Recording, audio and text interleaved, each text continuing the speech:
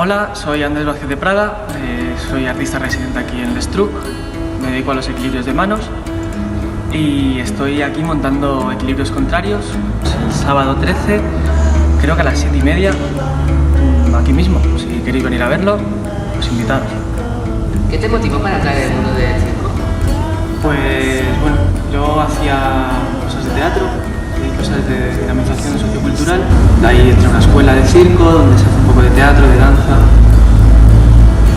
Eso. ¿En qué consiste tu proyecto aquí en Lestruc?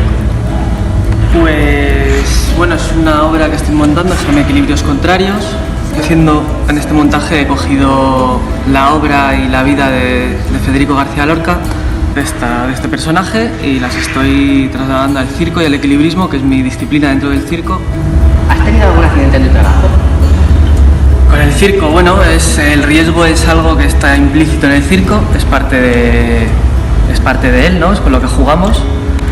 Y bueno, más sobre todo entrenando cosas nuevas, ¿no? Al final lo que el espectador ve en el escenario, para el artista, por norma general, no es peligroso.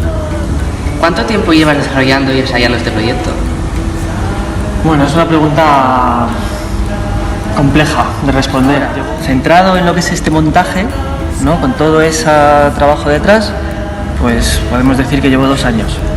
Luego, por otro lado, ¿cuánto tiempo llevo, por ejemplo, trabajando con las sillas, sabiendo que entran en esta cosa de Lorca?